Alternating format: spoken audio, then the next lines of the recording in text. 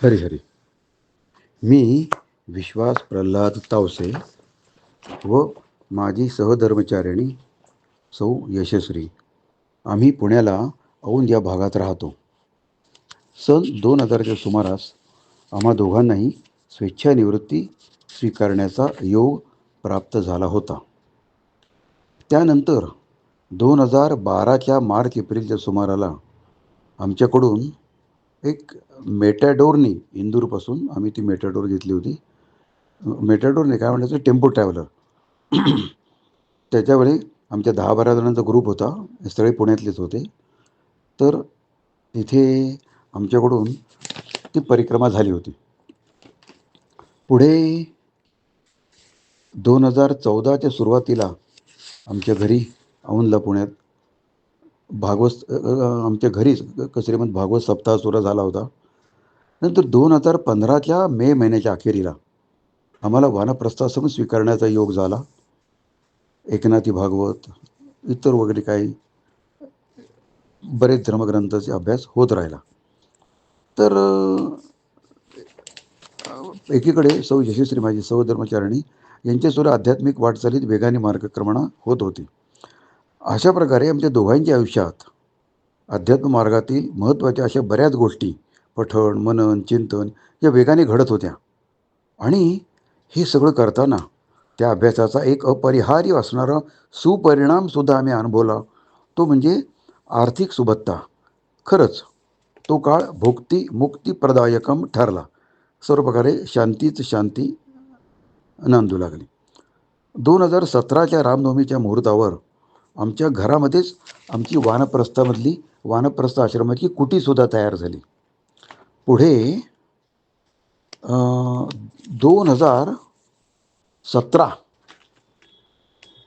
ते म्हणजे दिवाळीच्या वेळेला आपण जे नंतर जातो तसं ते 2018 या काळात आमची पैदल परिक्रमा सुरू झाली. त्या परिक्रमेला सुमारे 170 दिवस लागले होते. हरिहरी. नर्मदे हर. नर्मदा गायत्री. ओम रुद्रदेहायै विद्महे मेकलकन्यकायै धीमहि तन्नो रेवा प्रचोदयात्. श्री नर्मदा परिक्रमेला सुरुवात करताना बरेचसे विचार मनात गर्दी करत होते. एरवी एखाद्या मंदिरामध्ये तेथील देवतेच्या मूर्तीभोवती प्रदक्षिणा करताना फार तर 2 अथवा 3 मिनिटे लागत होती. तेवढ्या अवधीमध्ये त्या देवतेच्या मूर्तीचे, म्हणजे त्या देवतेच्या गुणांचे, लीलांचे ध्यान करणे सहज सोपे होत होते. पण या श्री नर्मदा परिक्रमेची गोष्ट तर काही वेगळीच होती. कारण तेथे श्री नर्मदेचा केवळ जलप्रवाहच दृष्टीपुढे असू शकत असतो. म्हणजे मला तर ती एक प्रकारची अव्यक्ताची, अमूर्ततेची उपासना आहे असं वाटायला लागलं. शिवाय या प्रकारच्या प्रदक्षिणेला कित्येक दिवसांचा कालावधी लागत असतो. म्हणजेच तितकेच दिवस ध्यानात मग्न असणे अपेक्षित असते. अशा प्रकारे ती परिक्रमा म्हणजे एक फार मोठी किंवा अवघड अशी तपश्चर्याच वाटायला लागली.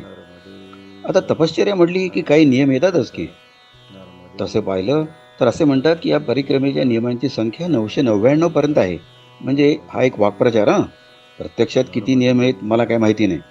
पण सर्वसामान्यपणे पाळले जाणारे जे नियम आहेत त्यातील काही असे आहेत की परिक्रमा करायची असल्याने श्री नर्मदा नदीचा प्रवाह ओलांडायचा नसतो. त्यानंतर शुभ्र वस्त्र परिधान करूनच ही परिक्रमा करायची असते. अर्थात काही ब्रह्मचारी किंवा संन्यासी मंडळी असे काही अपवाद या प्रकारचे पोशाख असू शकतात, तो भाग वेगळा. आणि लुंगीच वापरायची असल्यामुळे पॅन्ट किंवा पायजमा इत्यादीचा वापर मात्र टाळायला लागतो. म्हणजे होतं काय की एकूणच कपड्यांवरील खिशांची संख्या मर्यादित राहिल्याने आपोआपच अनेक वस्तूंचा संग्रह कमी होतोच. म्हणजे साधकाकडून अपरिग्रह करवून घेतला जातो.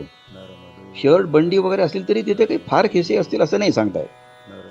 आता आणखी एक नियम असा आहे, तो फार महत्त्वाचा आहे की भगवान नामस्मरण, गुरुमंत्राचे उच्चारण करीत ही परिक्रमा करणे अपेक्षित असते. म्हणजेच नेहमीच्या सांसारिक विचारांपासून खूप खूप दूर जाणे अपेक्षित असते. अर्थात या प्रकारच्या सांसारिक विचारांचा अर्थ असा की त्यात इतरांच्या गुणदोषाचे स्मरण सुद्धा येते बरं का. त्यानंतर पुरुष साधकांनी क्षौर करून परिक्रमेला निघावे असे अपेक्षित असते. आणखी असं आहे की सामान आपल्या अंगावर आणि पाठीवर वाहून देणं अपेक्षित असतं. वाटेत कुठेही व्हील म्हणजे चाक किंवा व्हीलवाल्या बॅगा काही वापरता येत नाही, कारण असं त्या लायकीचा रस्ताच नसतो. पण होतं काय की परिक्रमावासीला त्याच्या शरीर धारणेसाठी लागणाऱ्या अन्न, वस्त्र आणि निवारा या ज्या मूलभूत गरजा आपण माणसाच्या मानतो त्या आवश्यक त्या सुविधा परिक्रमा मार्गावरील आश्रम, धर्मशाळा, मठ, मंदिरे किंवा तेथील सेवेकरी किंवा रहिवासी ते करून देत असतात. म्हणजेच अशा मंडळींच्या मार्फत ही काळजी श्री नर्मदा मैया घेतच असते. आता दररोज किती अंतर पार करायचे तेही सर्वस्वी मैयावरच सोपवून साधकाने फक्त वाटचाल करीत राहणे एवढेच अपेक्षित असते. असो, असे संबंधित इतर नियम पुढे काही ओघाने येत राहतील. आता आमच्या म्हणजे माझी सहधर्मचारिणी आणि तिच्याबरोबर मी अशा परिक्रमेबद्दल बघू. परिक्रमेच्या पहिल्या दिवशी पहाटेच उठून मी क्षौरकर्म पार पाडले. आता असे बघा की कुटुंबातील कोणी वारलं असेल तर अशा प्रकारे क्षौरकर्म करण्याचा प्रकार माहीत होता. पण इथे काय, तर त्याचं उत्तर असं की स्वतःमधील स्वच्या म्हणजे अहम, मम वगैरे अशा भावनांच्या प्रतिकात्मक मृत्यूनिमित्त हे करतात असं मी समजलो.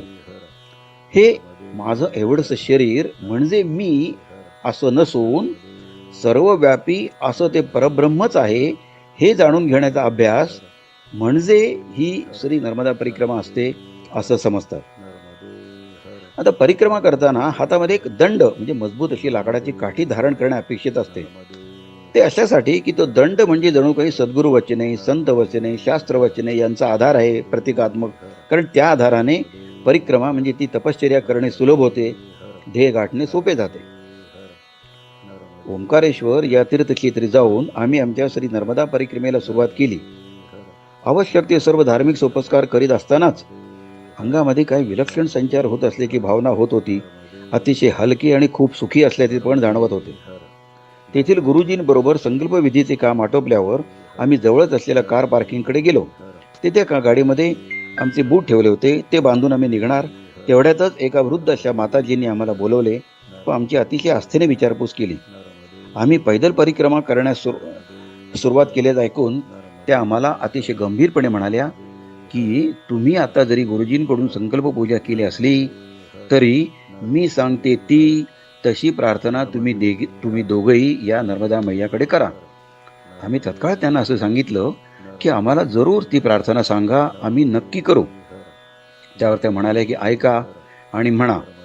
तर ती प्रार्थना अशी होती की हे नर्मदा मैया, आमच्या अंगी तुमची पैदल परिक्रमा करण्याची शारीरिक शक्ती नाही, त्यामुळे आम्ही तुम्हाला अशी प्रार्थना करतो की ही परिक्रमा पूर्ण होईपर्यंत आमची शक्ती तुम्ही तुमच्याकडे ठेवून घ्या व तुमची दिव्य शक्ती आम्हाला प्रदान करा की ज्यामुळे आम्ही परिक्रमा पूर्ण करू शकू. परिक्रमेहून परतल्यावर तुम्ही तुमची ती दिव्य शक्ती आमच्याकडून परत काढून घ्या व आमची शक्ती आम्हाला परत करा. खरंच केवळ त्या एका प्रार्थनेच्या जोरावर आम्ही परिक्रमा पूर्ण करू शकलो.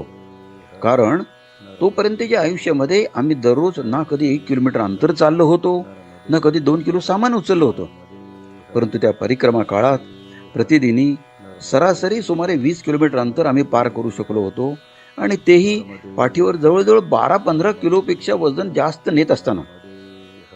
झालं होतं काय की परिक्रमेला सुरुवात करण्यापूर्वी 1-2 दिवसापूर्वी आम्हाला बर्फानी बाबा नावाच्या एका सत्पुरुषांच्या दर्शनाचा लाभ झाला होता.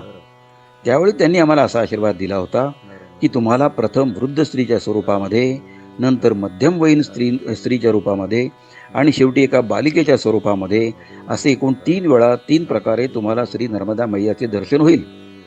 अशा प्रकारे मैयाचे पहिले दर्शन तर पहिल्या पावलालाच झाल्याने आम्ही खूपच उत्साही झालो होतो. नर्मदे हर, नर्मदे हर.